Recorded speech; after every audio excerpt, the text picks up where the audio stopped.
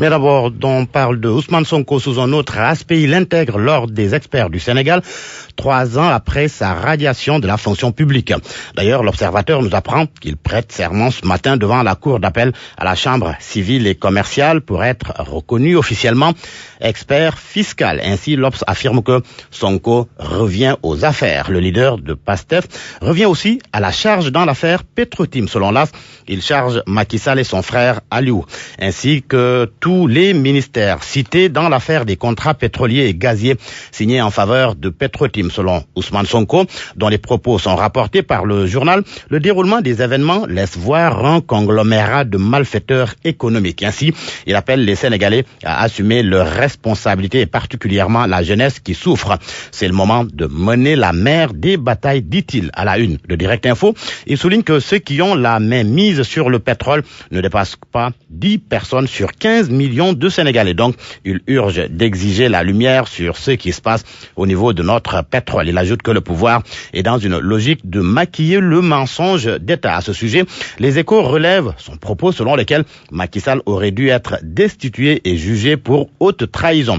Dans Sud Quotidien, pour qui Sonko sonne la charge, le patron de PASTEF confie que Macky Sall aurait dû être démis de ses fonctions et jugé pour haute trahison. Ce matin, la plateforme Arlinobok prévoit un rassemblement sur le boulevard du Centenaire, mais les Échos apprennent que la manif est encore interdite par le préfet de Dakar. Les Échos qui indiquent que El Hadj Kassé a récidivé. Dans un entretien avec Africa Radio, El Hadj Kassé a affirmé que Macky Sall a été contraint de nommer Aliou Sall à un poste de responsabilité étatique. Selon lui, c'est parce que Macky Sall était mis dos au mur qu'il a décidé finalement de confier à Aliou Sall une direction. Le quotidien se fait l'écho de l'interview et titre à sa une: Kassé livre le secret de la nomination d'Aliou Sall à la CDC, la Caisse des dépôts et consignations. Une sortie de plus du ministre conseiller en communication de la présidence de la République. La première sur TV5 continue de faire débat avec la réplique de Yahambaye, par ailleurs directeur du quotidien national Le Soleil, et Pape Mao Diouf qui défend El Hadj Kassé dans le journal Le Quotidien. Il dit ce matin qu'il n'est pas d'accord qu'on le lynche. Cette communication est jugée bancale par le journal Enquête. La communication dans l'affaire Petrotim, dissonance troublante, titre le journal. Yahambaye, selon mon confrère, a fait un carton hier sur El Hadj Hamidou Kassé qu'il accuse de traîtrise. El Hadj Kassé, a-t-il dit, dont l'œuvre est apparemment commanditée, a usé de ruse pour tenter de poignarder Aliou Sall dans le dos.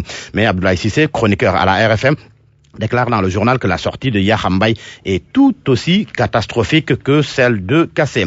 Et le président mauritanien qui semble prendre la défense du chef de l'État, Macky Sall, Mohamed Ould Abdelaziz, président de la Mauritanie, qui s'est prononcé sur les accusations de la BBC.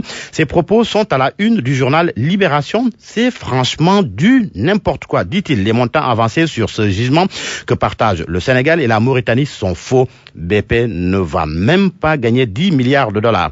Il ajoute que les Sénégalais doivent savoir que tout cela est politique parce que Macky Sall a été réélu de façon transparente. Dans le quotidien Le Soleil, il est question de la coopération qui était au cœur de la visite d'État du chef de l'État, le président Macky Sall, qui est en Côte d'Ivoire. Le journal Le Soleil nous apprend que 5 accords ont été signés entre les deux pays. Et l'on parle sport avec l'Observateur, qui s'intéresse à l'ouverture de la Coupe d'Afrique des Nations de football aujourd'hui. L'Afrique sacre des Lions.